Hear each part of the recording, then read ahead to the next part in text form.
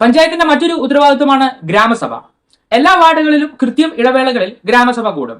Ward മുഴുവൻ announce ചെയ്തിട്ട് നടത്തുന്ന ഈ ഗ്രാമസഭയിൽ ആ വാർഡിലെ എല്ലാവർക്കും പങ്കെടുക്കാം. പൊതുജനത്തിന് ചോദ്യങ്ങൾ ഉന്നയിക്കാം.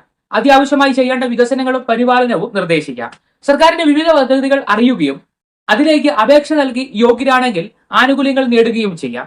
അതുകൊണ്ട് വോട്ട് ചെയ്യുക മാത്രമല്ല, ഗ്രാമസഭയിൽ പങ്കെടുത്ത് സർക്കാരിന്റെ പദ്ധതികൾ അറിയുകയും നിങ്ങൾ സംസാരിക്കുകയും നേടുകയും ചെയ്യണം. നിങ്ങൾ യാത്ര ചെയ്യുന്ന ഒരു ഗ്രാമീണ റോഡ് കുണ്ടും കുഴിയുമായി കിടന്നാൽ, നിങ്ങളുടെ വീടിന് സമീപത്തുള്ള വഴിവിളക്കുകൾ കേടായാൽ, വെള്ളം ലഭിക്കാത്ത സാഹചര്യമുണ്ടെങ്കിൽ ഇവയൊക്കെ പരിഹരിക്കേണ്ടത് എങ്ങനെയെന്ന് അറിയേണ്ടത് അനിവാര്യമാണ്.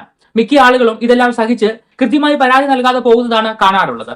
4 തരത്തിൽ പരാതി പറയുവാൻ നിങ്ങൾക്ക് കഴിയും. ഒന്നാമതായി, വാർഡ് മെമ്പറിനോട് കാര്യം പറയുക. അവിടെ നീക്കുപോക്കില്ലെങ്കിൽ ഗ്രാമസഭ കൂടുമ്പോൾ ഈ പരാതി ഉന്നയിക്കുക. അല്ലെങ്കിൽ പഞ്ചായത്ത് പ്രസിഡന്റിനായി പഞ്ചായത്ത് ഓഫീസിൽ പരാതി എഴുതി നൽകുക. ഈ പരാതിയിൽ കൃത്യമായ സ്ഥലം, പ്രശ്നം, നിങ്ങളുടെ കോൺടാക്ട് നമ്പർ എന്നിവ ഉൾപ്പെടുത്തുക. നിങ്ങൾ മിണ്ടാതിരുന്നാൽ അത് അവിടെ കിടക്കും. നിങ്ങൾ നീങ്ങി തുടങ്ങിയാൽ പരമാവധി വേഗം ആ പ്രശ്നം പരിഹരിക്കപ്പെടും. സമ്മതിദാനാവകാശം മാത്രമല്ല, പഞ്ചായത്തിന്റെ സേവനങ്ങൾ കൃത്യമായി ലഭിക്കാനുള്ള അവകാശവും നിങ്ങൾക്ക് ഉണ്ട്. ഇതുവരെ തദ്ദേശ സ്വയംഭരണ സ്ഥാപനത്തിന്റെ 12 തരം ഉത്തരവാദിത്തങ്ങൾ പറഞ്ഞു. അതിൽ 10ാമതായി പറഞ്ഞ പെർമിറ്റും സർട്ടിഫിക്കേഷൻ, ലൈസൻസും ടാക്സ് കളക്ഷനും ഉദ്യോഗസ്ഥർ ചെയ്യേണ്ടതാണ്. എന്നാൽ ബാക്കി 11 കാര്യങ്ങളും മുൻപന്തിയിൽ നിന്ന് ചെയ്യേണ്ടത് ജനപ്രതിനിധികളാണ്. ഈ ജനപ്രതിനിധികളിലൂടെയും തദ്ദേശ സ്വയംഭരണ സ്ഥാപനങ്ങൾ വഴിയും നല്ല റോഡ്, കുടിവെള്ളം, സ്കൂൾ, ശുചിത്വം ഉള്ള ചുറ്റുപാട്, ആരോഗ്യ സംരക്ഷണം എന്നിവ നേടുവാൻ നമുക്ക് അവകാശമുണ്ട്. ഒപ്പം അർഹതപ്പെട്ടവർക്ക് ക്ഷേമ സഹായം, സ്ത്രീകൾക്ക് സാമ്പത്തിക തൊഴിൽ സുരക്ഷ, കർഷകർക്ക് കാർഷിക സഹായം എന്നിവയും ചോദിച്ച് ഉറപ്പാക്കാം.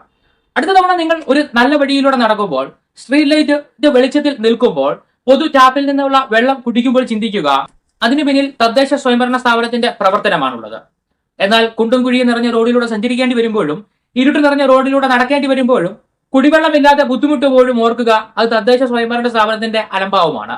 തദ്ദേശ സ്വയംഭരണ സ്ഥാപനത്തിന്റെ ഉത്തരവാദിത്തങ്ങളും അതുവഴി നമുക്ക് നേടുവാൻ കഴിയുന്ന ആനുകൂല്യങ്ങളും എങ്ങനെ നേടാമെന്നും നിങ്ങൾക്ക് ഈ വീഡിയോയിലൂടെ അറിയുവാൻ കഴിഞ്ഞെങ്കിൽ ഈ വീഡിയോ ലൈക്ക് ചെയ്യുക.